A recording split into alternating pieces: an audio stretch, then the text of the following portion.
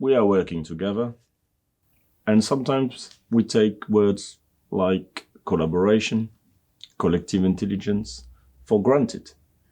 What is collaboration in our context?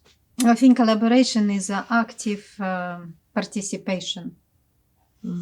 It's inclusion. It's an act of inviting people in your space and sharing with them the ideas, thoughts, and be open to hear, to listen to what they said, respond to that, and be able to be open to actively communicate, actively engaged. All of that for me is comes under the framework of collaboration. Yeah, I think of collaboration as a very difficult exercise. I believe that, as you said, sometimes we think that because we are working together, we are collaborating, but it's not always the case. Actually, very often we perceive people without actually checking what people would love to do and would be great at doing. So for me, collaboration is actually an effort in understanding what people would love to do and how they could feel happy to share their knowledge, understanding, skills in a way that would work well for everyone, but also that would make themselves happy first. So there is no sort of sacrifice of, you said, collective intelligence comes from diverse perspectives.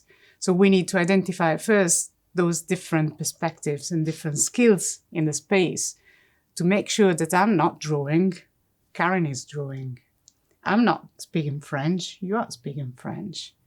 You are not cooking pasta, I will cook pasta. You know what I mean? It's a just simple exercise that we should all practice to make sure that we really perform, we really do what we enjoy in a way that then the collective effort makes all of us happy. Well, in a way, you supported my idea when I said that the collaboration, it's an act of inclusion of other people, recognizing the skills of them and include them in your life. Absolutely. And I think it's essential to see it as a personal contribution to a collective body, or for common good, or the common good, or for something that is a sum of an individual's efforts and not a simple sticking together of different efforts. But or you deciding what we should do. Yes, you know, it's like... Exactly, because there's a lot of definition out there or principles of collaboration that are still based on the idea of having a leader who can organize others and all of this. But that's, as you say, it's not collaboration. And collaboration, I think,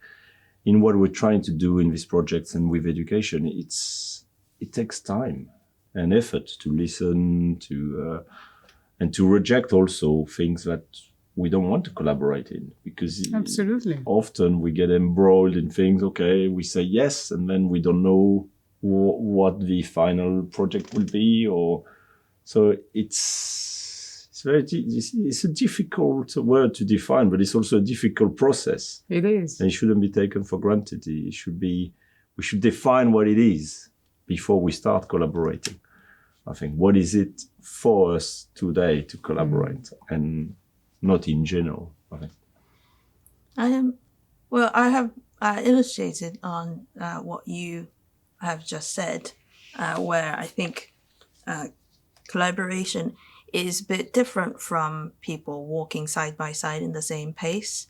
But it's about, this is a game that I used to do back home, where two people are trying to walk with three legs because one of our legs are tied together, where we physically cannot move forward if we don't work together, talk to one another.